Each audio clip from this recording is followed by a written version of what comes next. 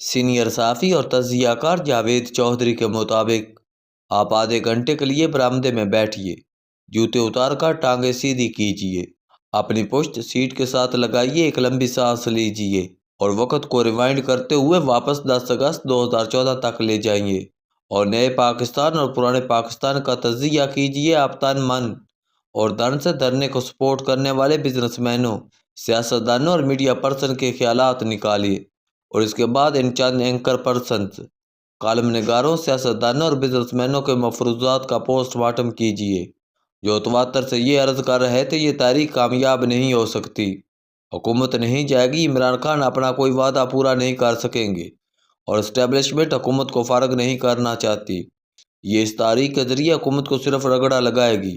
آپ دل پر ہاتھ رکھ کر جواب دیجیے، میری 8 ماہ میں کون سی بات غلط ثابت ہوئی اور دھرنے کو سپورٹ کرنے والے جگادروں کی کون سی پیش گوئی سچ نکلی؟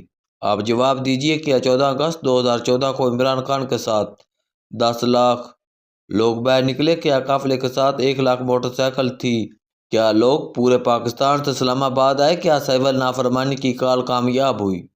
کیا عمران خان کے اعلان کے بعد عوام نے ٹیکس دینا بند کیا؟ کیا پورے ملک نے بجلی کے بل جلائے؟ کیا پی ٹی آئی کے تمام ارکان نے بجلی کے کنیکشن کٹوائے؟ کیا لوگوں نے سرکاری بینکوں کا بائیکاٹ کیا؟ کیا لوگوں نے ہونڈی کے ذریعے پیسے بجوائے؟ کیا امپائر کی انگلی اٹھی؟ کیا ایک بال سے 2 وکٹیں گریں؟ کیا میاں نواز شریف نے استعفیٰ دیا؟ کیا اسلام آباد میں ایس ایس پی اور آئی جی کا عہدہ مستقل خالی رہا؟ کیا خیبر پختونخوا کی حکومت ختم ہوئی؟ کیا کے پی کے کی اسمبلی ٹوٹی؟ کیا وزیر اعلیٰ پرویز خٹک نے گورنر ہاؤس کا بائیکاٹ کیا؟ کیا یہ خود کو کامن انٹرسٹ سے باہر رکھ سکے؟ کیا جماعت اسلامی، پاکستان مسلم لیگ کاف اور ایم کیو ایم نے اسمبلیوں سے استعفے دیے؟ کیا بیوروکریسی نے حکومتی احکامات ماننے سے انکار کیا؟ کیا فوج پی ٹی آئی کے ساتھ کھڑی ہوئی؟ کیا اسمبلیاں ٹوٹی؟ کیا دنیا بھر سے لوگ آئے اور آ کر دھرنے میں شامل ہوئے؟ کیا دھرنا حکومت کے استعفے تک قائم رہا؟ کیا مظاہرین پارلیمنٹ ہاؤس، وزیر اعظم ہاؤس، ایوان صدر اور پی ٹی وی پر قبضہ برقرار رکھ سکے؟ کیا سپریم کورٹ نے حکومت کے خلاف سو موٹو نوٹس لیا؟ اور کیا لوگوں نے اسمبلیوں کی عمارتوں کو گرایا، جلایا اور تباہ کیا؟ اور کیا عمران خان اپنے ارکان کو قومی اسمبلی سے مستقل باہر رکھ پائے؟ آپ دل پر ہاتھ رکھ کر جواب دیجیے، وہ لوگ کہاں ہیں جنہوں نے سروں پر کفن باندھے، جنہوں نے انقلاب کے بغیر زندہ واپس نہ جانے کی قسم کھائی تھی؟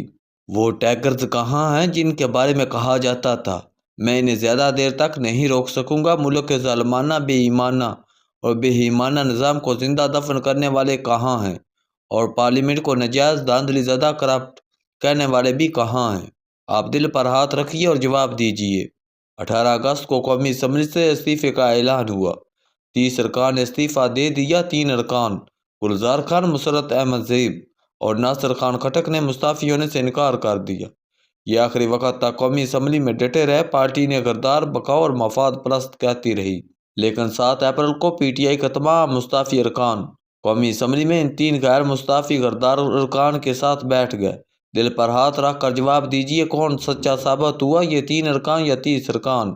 کیا یہ سچ نہیں؟ آپ نے 7.5 ماہ پارلیمنٹ کو ناجائز قرار دے دیا اور 5 مارچ کو سینٹ کو صاف اور پاک قرار دے دیا۔ کیا یہ سچ نہیں؟ 4 سرکاری ملازمین کی ریٹائرمنٹ کے نوٹیفیکیشن کے ساتھ ہی پوری تاریخ ختم ہوگی۔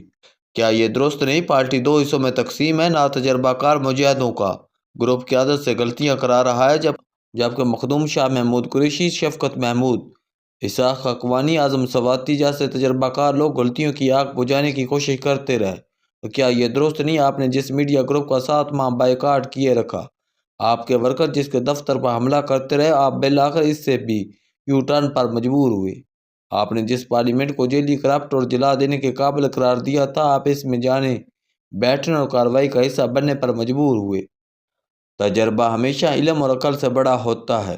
مجھے پہلے دن سے اس تحریک کی ناکامی کا یقین تھا۔ کیوں صرف تجربہ؟ میں نے 1992 میں صحافت جوائن کی۔ میں نے ان 23 برسوں میں 7 بڑے سیاسی بحران دیکھے۔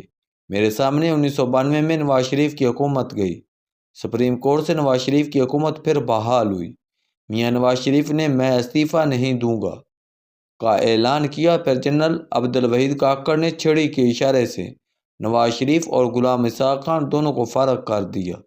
میں نے بے نظیر بھٹو کی دوسری حکومت کو بنتے، فاروق احمد لغاری کو صدر بناتے اور پھر فاروق بھائی کو فارغ بھائی بنتے دیکھا۔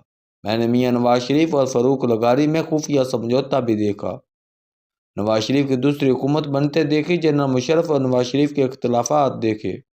نواز شریف کی حکومت فارغ ہوتی دیکھی، میاں نواز شریف اور بے نظیر بھٹو کی پارٹی ٹوٹتے دیکھی۔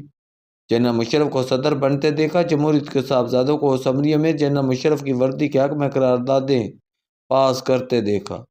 جنرل مشرف کو افتخار محمد چودھری کے ہاتھوں خوار ہوتے دیکھا، سیاسی قائدین کو افتخار محمد چودھری کا جھنڈا اٹھاتے اور پھر یہ جھنڈا گراتے دیکھا۔ میرے سامنے نواز شریف اور زرداری بھائی بھائی بنے، اور پھر میاں شہباز شریف کو زرداری کو گوال منڈی چوک پر الٹا لٹکانے کا اعلان کرتے بھی دیکھا، اور پھر دونوں بھائیوں کو زرداری صاحب کی دعوت کرتے بھی دیکھا۔